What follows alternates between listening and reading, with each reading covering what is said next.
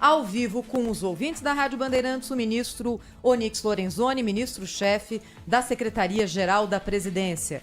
Ministro, bom dia, muito obrigada por falar conosco mais uma vez.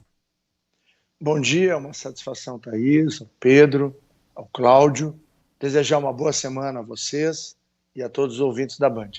Queria começar perguntando para o senhor o seguinte: prorrogação do auxílio emergencial por mais 3 meses, nos mesmos moldes do auxílio que é pago hoje. 100% batido o martelo, ministro?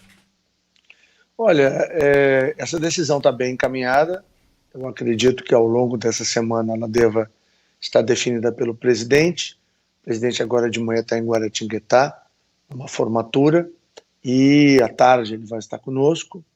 E acredito que ao longo dessa semana o anúncio poderá ser feito. Ministro, muito bom dia, bem-vindo ao nosso programa. A gente discute e fica na expectativa dessas medidas sociais, né? Havia uma expectativa de um aumento no valor do auxílio emergencial e a definição que finalmente se aproxima, né, da questão do Bolsa Família. Vai ficar mesmo em R$300, né, ministro, o Bolsa Família, e vai mudar de nome? Como é que está essa história? Como é que está bem encaminhada essa questão dos programas sociais, né? Até porque na base governista tem muita gente que criticava o Bolsa Família e tal, mas acabou se rendendo enfim, às evidências, né, de que esse programa de transferência de renda é importante para uma parcela da população tão necessitada. E eu queria saber exatamente isso, se os valores são esses que têm sido divulgados e quando isso finalmente vai começar a vigorar.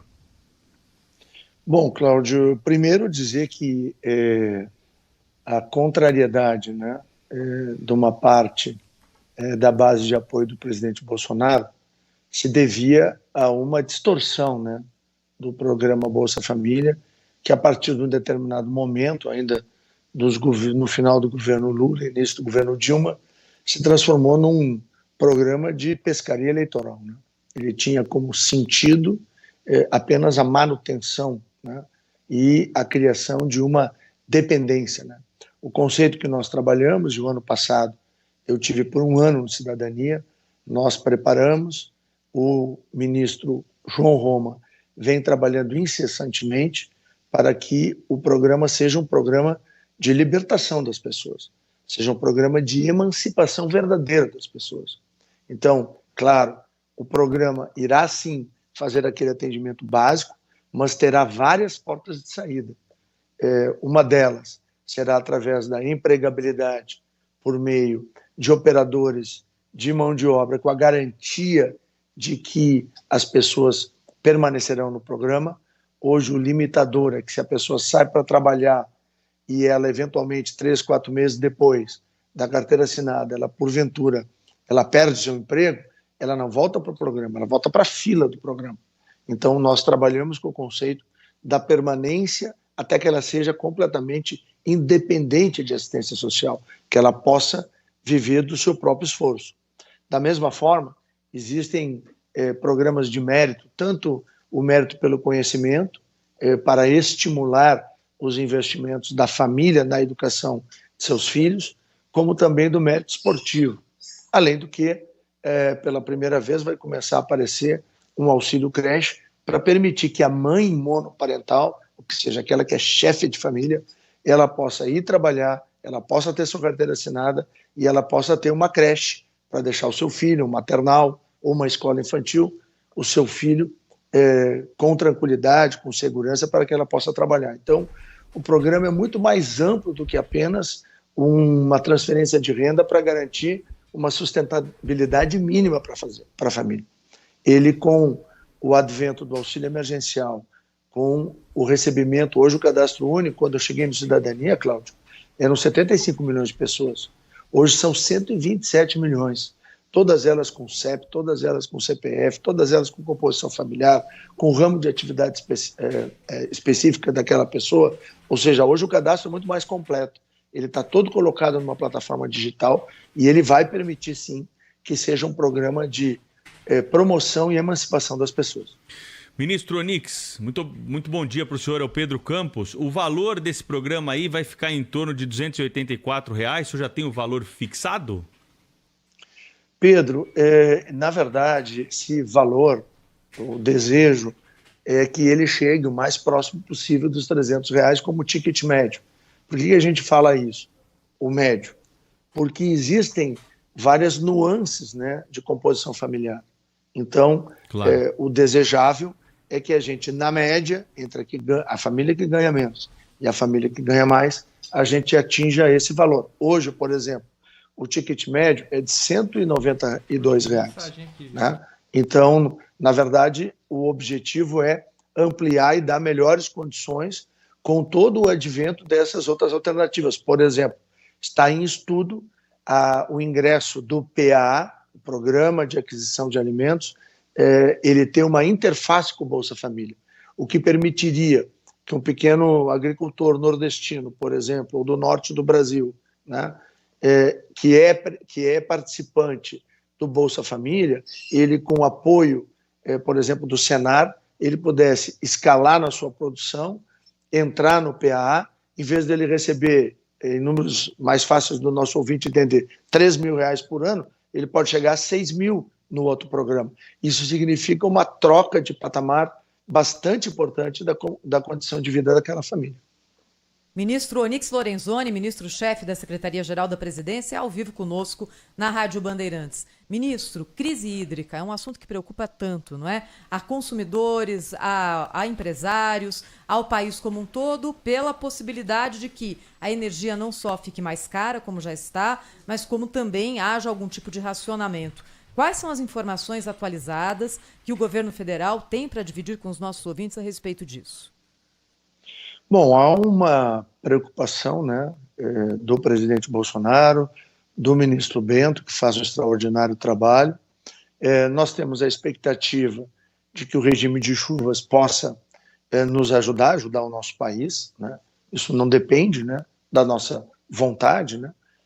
Mas, por outro lado, todas as outras fontes, que são as fontes alternativas, né, que nós temos hoje, da eólica, solar, a energia nuclear, o carvão, até mesmo, né, o gás, a biomassa, são alternativas que estão aí para dar sustentabilidade para o Brasil exatamente nesse momento, para que a gente não tenha falta de energia.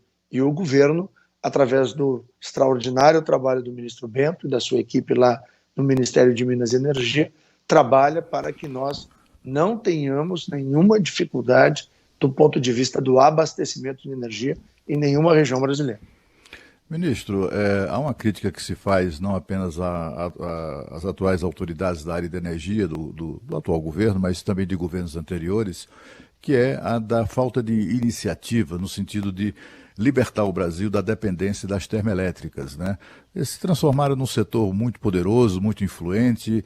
O governo tem ali já um gasto previsto anual com essa gente da ordem de, no mínimo, 20 bilhões de reais anuais, né? Então, eles vivem uma situação muito confortável. O lobby deles tentou emplacar agora na MP da privatização da Eletrobras a obrigatoriedade de o governo sustentá-los por mais 15 anos, né? Só para mostrar como eles são fortes. Um setor de geração de energia suja, caríssima, que apareceu durante o apagão do FHC para ficar em operação durante 5 anos e depois ser desmontada, ser desmobilizada. Bom, o fato é que até hoje a gente ouve muitas explicações, há todo esse temor com relação nós já vivemos o apagão, então todos temem voltar a esse momento, né, em que tenhamos que enfrentar períodos de racionamento, etc. e tal. E não se fala no estímulo. Pelo contrário, né, o que se fala é em desestímulo, no caso da energia solar. Não se fala em estímulo à produção de energia limpa e renovável inclusive energia de hidrelétricas, né?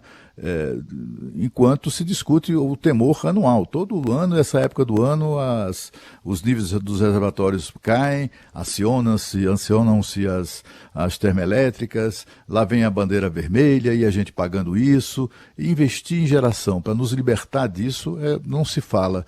O governo tem alguma intenção ou pretensão de estimular, não só investir, mas deixar que se invista em geração de energia no Brasil, porque não se fala mais disso? Bom, primeiro, né, Cláudio, eu quero lembrar que em 2019 o próprio PPI, né, fez diversos leilões, né, que tratavam exatamente de energia futura para produção de energia solar e energia eólica. A energia que mais cresce no Brasil é a solar, né, tanto na sua aplicação em larga escala, já existem usinas bastante significativas no Brasil, quanto também para a aplicação, vamos dizer assim, no varejo, né, em casas ou empresas ou em propriedades rurais. Já nós temos muitas fazendas de sol no Brasil, né? O Brasil avançou muito nos últimos 2 anos na energia solar. Essa é uma preocupação, tanto lembrar que, por exemplo, a autorização para que placas solares possam ser usadas em lagos de acumulação de água, para hidrelétricas ou na próprio canal do São Francisco, já estão autorizados. Exatamente para quê? Para que a gente possa potencializar. Do ponto de vista da energia térmica, eu acho que tem algumas coisas que precisam ser esclarecidas. Primeiro, ela sempre vai ser, porque Santa Catarina e Rio Grande do Sul tem grandes fontes de carvão mineral. Um carvão à flor da pele, a flor do solo, um carvão com condição de, com as novas tecnologias que existem, por exemplo, a Alemanha tem hoje ainda 30% da sua produção energética à base de carvão, e as usinas são dentro das cidades, e não tem uma cinza, né, naquela cidade. Por quê? Porque a tecnologia aumentou. Então, o que eu discordo, e eu concordo contigo, é ainda a existência no Brasil de usinas a diesel. Isso eu acho que é um absurdo, então, e não se justifica. Mas nós lutamos para mudar isso, né? Tanto que os investimentos em eólica, o gás, né? Agora nós temos uma nova lei do gás, né? Que está no processo de regulamentação. Aí vai abrir um mercado extraordinário. Quase 90% do gás que nós obtemos da exploração de petróleo no Brasil, ou ele é reinjetado no sistema, né? Ou ele é queimado. E agora se abre a possibilidade de que nós possamos levar esse gás da exploração petrolífera brasileira para produzir energia, que seria um destino muito mais nobre para ele do que ser reinjetado no próprio solo. Ministro Onyx, e a reforma administrativa, hein? Qual que é o papel do Executivo nessa reforma? Como que o senhor e os demais ministros estão acompanhando essa discussão no Parlamento? Ela está, de alguma forma, perdendo o seu objetivo, ministro? Olha, na verdade, cabe ao Poder Executivo, e esse é um governo de transformação. Nós fizemos a reforma da Previdência, enviamos ao Parlamento a reforma administrativa, estamos discutindo a reforma tributária, né? Deverá ser apresentada uma proposta, por exemplo, né, de atualização, né, do imposto de renda da pessoa física e da pessoa jurídica, ou seja, nós vamos buscando, né, os mecanismos de dar cada vez mais competitividade ao Brasil, de cada vez facilitar a vida do empreendedor brasileiro, facilitar a geração de emprego. E vamos lá, no ano passado, no ano da pandemia, um ano difícil para todos os países do mundo, o governo do presidente Jair Bolsonaro, entre os 10 principais países do mundo, o Brasil foi um dos que menos caiu o seu PIB. Todos esperavam aí uma queda de 10% a 11% do PIB brasileiro. O PIB brasileiro cresceu menos 4%. Terminamos o ano passado com uma das maiores gerações de emprego de carteira assinada dos últimos 5 anos. E entramos nesse ano com uma perspectiva muito boa de um crescimento de 3%. Essa era a projeção que nós fazíamos, inclusive o próprio orçamento calculava isso, em torno desse número, e nós temos aí a boa nova das agências de avaliação nacionais e internacionais projetando o Brasil crescendo entre 4% a 5%. Já tem agência bancando que o Brasil, e banco, estrangeiro inclusive, dizendo que o Brasil cresce mais de 5%. Isso é fruto do quê? Da desregulamentação, da simplificação. Agora mesmo, está aí a medida provisória de simplificação do ambiente do negócio. Quando nós pegamos o Brasil, ainda estava lá na Casa Civil, o Brasil estava na posição 124 do InBusiness, né, que é aquele ranking do Banco Mundial de facilitação de abertura de negócios de um país. O Brasil caminha celeremente para ir para a posição 84. E até o final do ano que vem, com todas as medidas que a gente está trabalhando, nós queremos chegar bem pertinho dos 50 países melhores do mundo para as pessoas poderem fazer negócio. Então, esse conjunto de ações, ele tem um objetivo, Pedro, que é fazer com que o Brasil possa prosperar, que o Brasil possa crescer, gerar emprego, gerar renda, ter melhor qualidade de vida das pessoas. É uma obstinação do presidente Bolsonaro simplificar a vida do cidadão, fazer com que o lojista, fazer com que o varejista, com que o industrial ou produtor rural tenha tranquilidade para trabalhar, tenha simplificação da sua vida e facilitação. E para isso também o setor público tem que dar sua contribuição na medida em que tem que pesar menos sobre o ombro do cidadão e da cidadã brasileira. É a reforma mais difícil administrativa, ministro? Não tem reforma fácil, né? A gente tem que se dar conta que o governo Bolsonaro ele enfrenta um sistema que foi montado nos últimos 40 anos. Então, não é fácil a gente confrontar isso, a gente enfrentar e modificar essa situação no nosso país. É muito difícil. Não há uma simples... Não é um movimento de muita facilidade a gente confrontar o que foi construído ao longo de muitos e muitos anos de privilégios, de setores beneficiados. Nós pagamos um preço hoje por vários setores da empresa brasileira que tinha uma dependência vital do dinheiro público que era dado pelo Lula, né, e pela Dilma, e do nosso governo acabou. E aí o que acontece? O presidente é atacado de manhã, de tarde, de noite. Todo mundo sabe isso no Brasil. Todo mundo já entendeu esse jogo. Agora, mudar o que nós recebemos, transformar o Brasil num país melhor, ele exige dedicação, exige humildade, exige muito trabalho. E como o presidente Bolsonaro sempre diz, o nosso governo foi eleito e foi feito, e ele é exercido com a verdade para servir o Brasil. Ministro, neste fim de semana, nos últimos dias, né, chegamos aqui ao número incrível, ultrapassamos, né, o número de 500 mil brasileiros que faleceram em razão da Covid-19. Isso aí, é claro, foi lamentado por todos os brasileiros. Muitos políticos utilizaram esses números de maneira oportunista, mas sobretudo, enfim, evidentemente, para lamentar esses números também. Mas o presidente da República se manteve calado sobre isso. Ele não se pronunciou sobre esse número tão marcante, né, de 500 mil de brasileiros mortos pela Covid-19. E, inclusive, os apoiadores do presidente cobram dele uma atitude no sentido de, ou esperavam dele uma palavra ali de conforto, de solidariedade. Por que o presidente não corresponde a esse tipo de expectativa? Por que ele não se pronunciou sobre isso, sendo algo tão relevante, tão importante para os brasileiros? Cláudio, eu acho que é importante, Cláudio, é todo o combate, toda a luta que foi feita de uma doença que ninguém conhece. O presidente inúmeras vezes já disse que lamenta as mortes, inúmeras vezes já se colocou ao lado das pessoas que perderam entes queridos. O grande problema, né, que nós temos no Brasil é que nós, apesar de todas as dificuldades que nós temos, o nosso país é um dos que tem um dos mais altos índices de cura do Covid no mundo. Pouca gente fala disso. O Brasil, em pouco menos de 5 meses, se transformou no 4º país que mais vacinou pessoas no planeta. E se nós tirarmos os 3 primeiros são produtores de vacina, a saber, a China, os Estados Unidos, a Índia e os Estados Unidos. E o 4º é o Brasil. O que vale dizer que de todos os demais países não produtores do mundo, o Brasil é o país que mais vacinou. O Brasil é um dos países que mais cura da Covid. Agora, é evidente, essa é uma doença violenta. Nós ainda tivemos uma uma politização aonde se conseguiu levar para o campo do debate político, e eu sou médico veterinário, sou um profissional da área da saúde animal, né?